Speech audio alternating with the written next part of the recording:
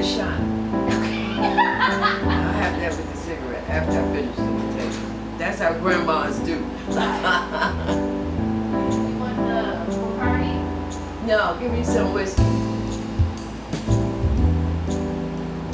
My long shot glass. So, what's the name of the story? Boy can't whisper. Alright, so tell us, where are we? What year is it? Okay, I'm gonna take you back to 1974. This was post-Vietnam War era. I was raising my two children back then, Gabriel and Buggy. Now, we called them Buggy because very popular thing back then was a dune buggy, little car, little bike, and it was sort of like, I don't know, it was like a little motorcycle kind of bike. Anyway, it was called a dune buggy. He was about 3 years old when he got there, maybe 2.5, 3, and he would drive. We lived in the projects in Queens, New York, project called Ravenswood, and it had a long hallway. So he would ride that dune buggy up and down that hallway, I tell you, from sun up to sundown. Couldn't take the bike. The boy had to be asleep to get the bike away from him. So he did this for about a good 6, 7, 8 months, and we started calling him dune buggy. Well, we shortened it to Buggy. So he kept that for a lot of years until he got to be a teenager. He said he wasn't no Buggy no more. But anyway. What is the name of your other child? Sonja. She was the girl, 2 years older than he was.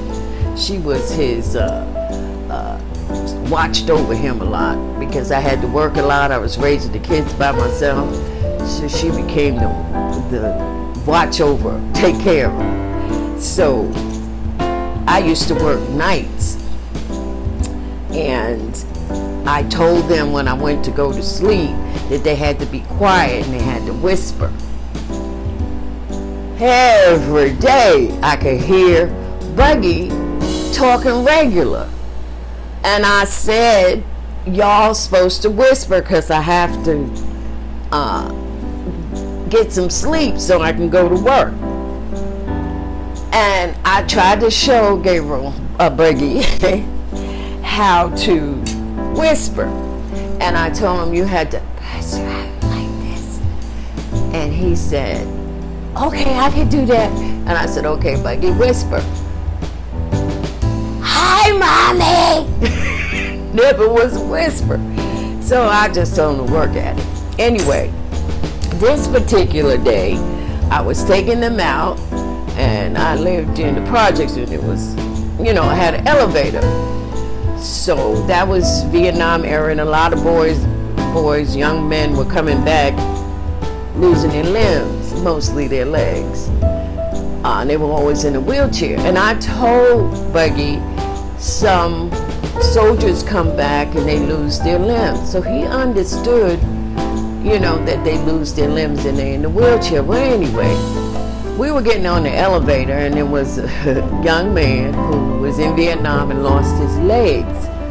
So because Buggy doesn't know how to whisper, he pulled my coat and said, Mommy, he has no legs. I said, Carol, that's not nice. So the young man said, that's okay. I understand, he's young. So Gabriel pulls, we're going down on the alley, he pulls my coat again. Mommy, what happened to his legs?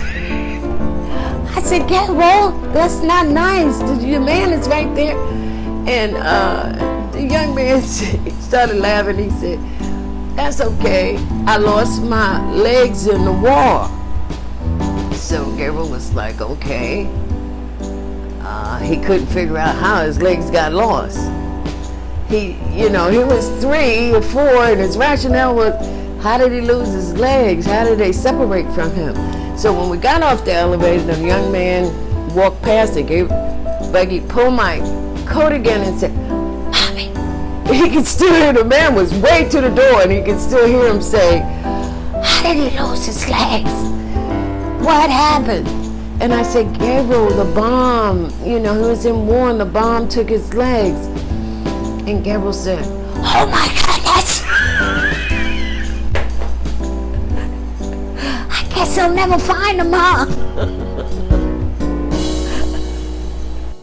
Oh, that's the next, because the guy lived in the projects with it. He lived on the 4th or 5th floor. We always see him get on the elevator.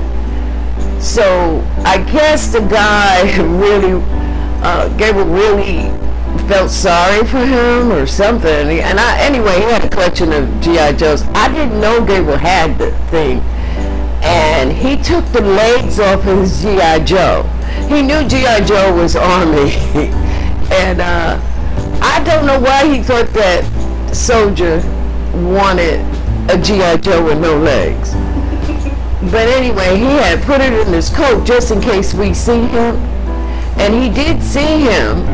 And he gave that man a G.I. Joe, the legs he took off. The man was like, oh my goodness, thank you. I don't know if that man kept that G.I. Joe, because the man wore fatigues too, like the G.I. Joe. I think that Gabriel associated him just like the G.I. Joe because he was wearing fatigue coat, and G.I. Joes came with the fatigue coat in the uniform. So I guess he went back home and said, well, I could give him this and that'll be his company. Or maybe, I don't know why he thought that. We'll probably have to ask him if he remember why he gave that man the G.I. Joe with the legs taken off. The man liked it. He was touched. Had tears in his eyes when he took it.